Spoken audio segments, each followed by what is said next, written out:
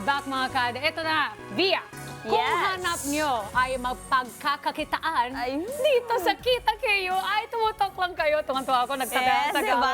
Kaya mo yan. Oo, diba? At syempre, ito din, kung paano kumita gamit ang tamang diskarte sa negosyo, sagot namin yan.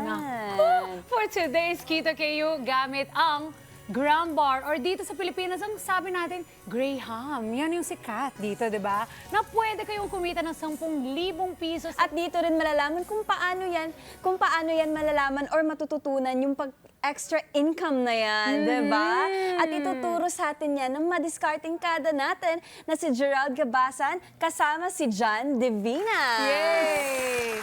Hello! Welcome to Kada Umaga, Welcome to Gerald Kada and Umaga. John. Hello po. Ayan, okay, we have here with us Gerald and John. Good morning sa inyo. Good Greet morning. muna kayo sa ating mga kada. Good morning, mga agada. Ayan, si Gerald kasi, balita ko, nag-start niya ng business na ito, like a month ago? Yes po. 1 month One lang? month. At balita ko, trending to. Medyo na-viral yung mga ginagawa mo, kaya naisipan mo ba maging business because of that? Yes po. Pero paano ka nag-start talaga? Para alam namin kung paano mo siya talaga nasimulan. Nag-start po ako, nag-usap muna kami nung girlfriend ko kasi po dalawa kami dyan. Hindi po siya nakasama kasi may pasok. Okay.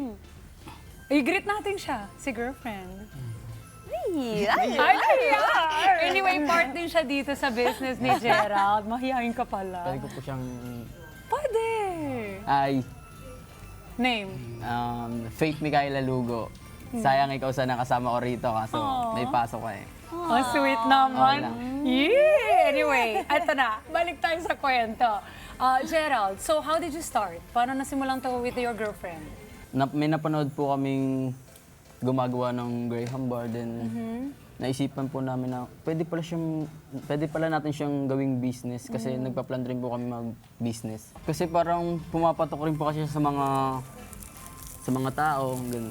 Like, sino ang mga nagtatry na po after gumawa, Mika, di ba, yung girlfriend mo? Na after kayo ni Mika na gumawa ng Graham nyo, sino natikim nun? Bali po, gumawa kami, binenta na po namin agad. Binenta Yes niya po. na agad. Agad.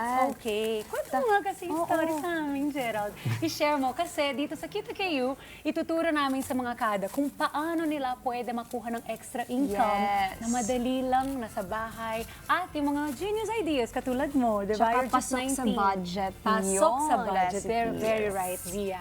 Paano ang diskarte mo para makabenta ka ng, I heard na benta ka na ng 2 to 5 per day? Laki. Galing mo doon, ha? Laki doon, 1 ha? month pa lang mga kadang galing. Paano mo nagawa yan? So, bali po, pumapesto po ako sa dati kong school. And then you got a pwesto there para mabenta mo Yes po. yung Graham nyo ni girlfriend. Wow. Tapos, magkano yung puhunan nyo ni girlfriend nung nag-start kayo? Nasa, 500 pesos lang. 500 pesos! Nagawa po namin Graham ng 24 pieces pa lang po. Yan yung nung dati. Yes po. Ngayon, na 100 pieces yung gagawin nyo ni girlfriend or ginagawa nyo na, how much naman yung puhunan dyan? Sa 3K po. 3K. Tapos sa 3K, actually kanina, kinalculate ko na rin. Siyempre, na-excite ako kay Gerald. Sa 3K puhunan, ang bebenta niya, di ba kanina sabi niya, ng 100 per day na tig 50 pesos, so that's 5,000. So doon ka agad may return of investment na kayo ni girlfriend na 2,000 pesos. Yes, po. Yes. Ang galing mo, 1 month pa lang. Congratulations, Gerald. And we have John here with us.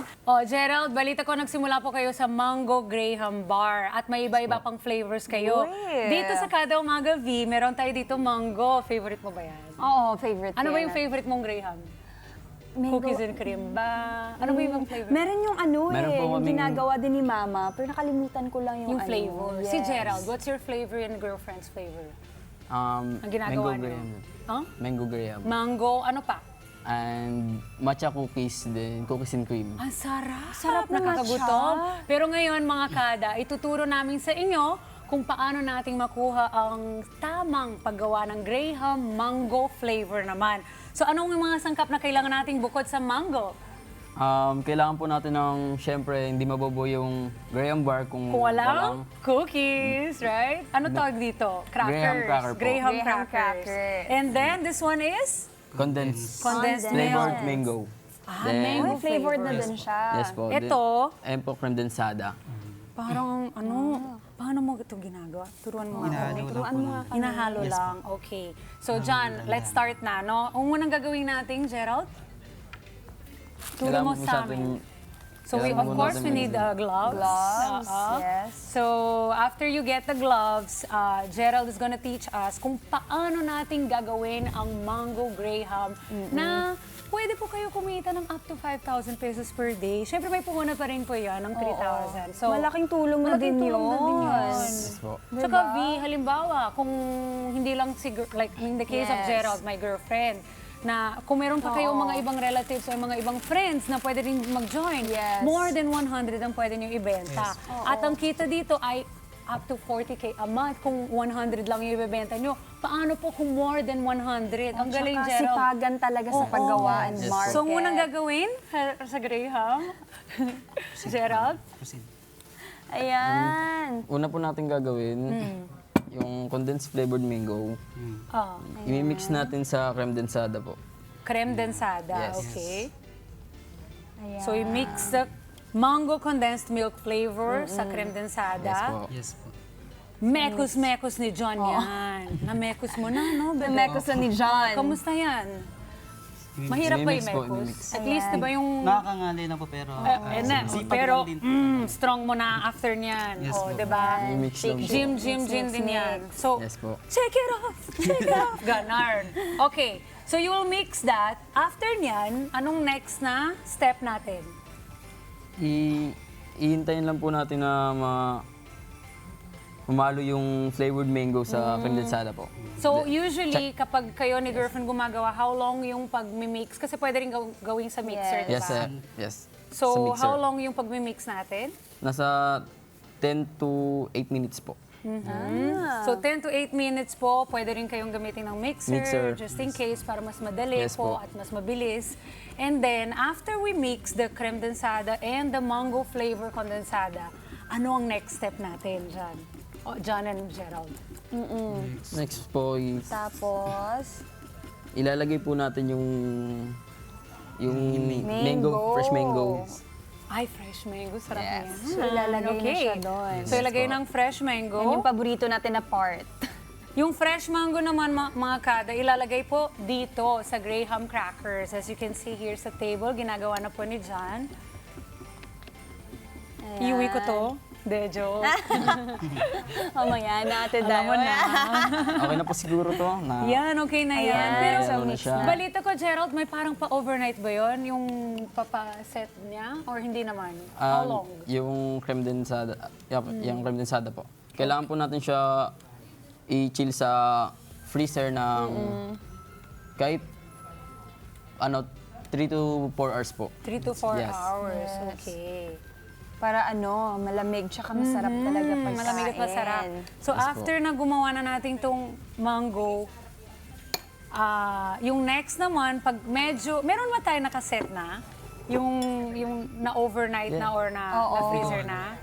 Yes po, meron na. Ayan, gawin natin. Excited na yung mga kada. Wait, tapusin po na natin to. Sige, Ayan. go. So yung next Gerald. gagawin, Gerald, after sa mangoes, After ma-mix natin, isasalin na natin siya sa lagayan. okay. Lahat yan, ikukwento mo lang habang ginagawa.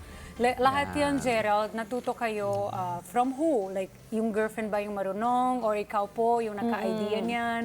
Or ginagawa niyo na ba yan sa pamilya niyo? Kaya alam niyo yung recipes? Or self-taught kayo? Actually po siya po unang nakalaman ng paano gawin. Si Mika. Si girlfriend. Yes po. Lalagyan po Okay. natin siya ulit. So, mangoes At ulit. pa mango. Yes po. Bali po ba tayo nito? Hindi na yun. Bali, ano natin, bali yung... So, pwede din, like, damihan talaga ng mangoes or yung condensed and cream. Yes. Na-try mo na ba din, Gerald, na gumawa ng mas malaki para hindi lang po 50 pesos ang pagbebenta niyo po? Yes po. May mga Meron. bigger sizes. Yes po. Yung 12 by 12 Tupperware. Tapos, how much Ay, naman yung pagbenta nun?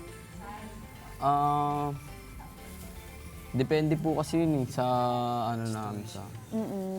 Okay. And then, ang shelf life natin for this, kung iniwan natin, let's say, binili ko siya today for you, from you, gaano ba katagal pa yan sa ref ko? Ang pwede. Oo. Kailangan po talaga 24 hours. Hindi po. After after ako yung customer mo. Yes. Yeah. Kunwari, ako yung kliyente niyo ni girlfriend.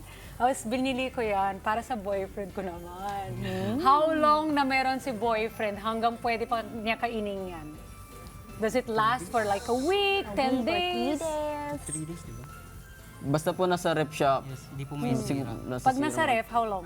Ma, One 5 days. Mga 5 okay. days. So 5 days, pwede na rin 'di ba mga kada? Basta and hopefully naman din Gerald, pwede rin mag-order sa iyo ng advance, 'di ba? Yes. Pag ganyan. Mga pre-orders. I see. Ah, Kung so ano yun yung, na yun. 'di ba, kung Yes. pag ganon siya or pa horizontal. Yes po. Tama naman. So, ito yung last step, Gerald, yung maglagay ng ano, or meron ka pang dadagdag. Ayan po yung last. Last Then, na. Ay, dali nga lang. ilalagay na natin siya sa freezer ng 24 hours. Yan lang yung medyo matagal ng mga kada kasi nga it's 24 hours na iwan mo siya. i-chill. Pero kung gagawin nyo naman na marami, sulit yun. Oo, tsaka ang sarap nun pag malamig din. Oo, lalo dito sa Pilipinas. Malamig po, kainin final na yan. product. Masarap din yan kainin. So this will go to the ref for 24 hours Yes. bago tayo pwede kainin yan. Yes. Do you have a final product na rin na Yes, ito na meron. yon? Meron. Meron! Ayan, dito sa atin, sa kada umaga, lagi po kaming ready para ipakita sa inyo kung paano po kayo pwede makuha ng extra kita dyan. So meron tayong 2 flavors, 2 flavors na ipapakita po namin sa inyo na ginawa na po ni Gerald bago siya pumunta dito. And this is the process na kailangan nyo po para Wait. kayo mismo gagawa sa inyong bahay. Okay, tingnan natin. Ayan. So itabihan ko na lang to kasi 24 hours siya sa ref. And then, ganyan po ang ating final product. So, nakaganyan siya. Ayan. Tingnan natin. So, ibabalot din yan, no, ng ganyan, Yes, bago kayo benta. Kailangan Nice po. naman. Para sa pagbabalot, kailangan po talaga super tigas para madali po siya ibalot. Okay. So, parang ano, ice cream niya, no? Parang Oo. ice cream siya. So, ipipil na lang siya pag open. V, since I cannot do Yes, sugar, I will ikaw try na, it for you, Ate magta-try. Dai. Oo. Paano ba yan siya, Gerald? So, ipipil open lang? Yes. Uy! Uy, Parang alam ibang mo, flavor sulit, to siya. no? Anong Ito flavor po yung ba to? May cookies. matcha, Yeah, may matcha cookies. sila. Meron din sila cookies and cream, and then meron din silang mango. Ayan. Sige, lagay natin siya dito. Uy, tsaka Pwede maraming yan. flavors din sila ino-offer, ha? Naisipan niyo ba yan, Gerald, na dagdagan pa ng flavors? Like strawberry, something like Oo. kakaiba. Yes. Kasi sa Baguio, marami naman masarap ang strawberry po. Ayan, so binubuksan. Ang ganda niya tingnan, no? Oo, Vi? kasi naka-covered pa siya. Tsaka kung gusto mo siya take out, di ba? Perfect. Lalo sa mga outings ngayon po, and malapit na po yung mga holiday season natin. Kaya perfect po itong Graham para sa inyo, mga kada. Ayan. Ito yung matcha cookies, yung na kay Via. Ito naman ay? Yung mango. Ito yung mango, na pareho po dito sa ginawa natin. Ayan. Ah, Si excited Via na ako tikman. ang Pwede ko titikman naman ng dalawang tikman. flavor. Sure po. Go ahead, So, Vi. unahin ko yung matcha. Ayan, lambot din. Ayan. Ay, first. parang ang sarap niya. Ayoko tingnan. Bawal kasi sa akin. Sarap. Masarap. Ang sarap. Nainggit ako. Okay, So, the 50 next pesos one. din talaga to. Yes. Di ba sulit? Pwede Sulit. na. Ayan. Tsaka ang creamy, ha? So, Gerald, ikwento mo sa amin, saan yung pwesto mo ni girlfriend? Sa school? Sa school po. Sa school nyo. At meron din po kayong online available. Yes na po, pwede- meron po. Okay, bigyan mo kami ng contact mo para ang mga kada pwede kanila i-follow and i-contact para sa mga orders din nila. Mga kakada, kung gusto nyo lang matikman yung Graham bar namin, napakasarap. Yes. Message lang kayo sa The Daily Graham.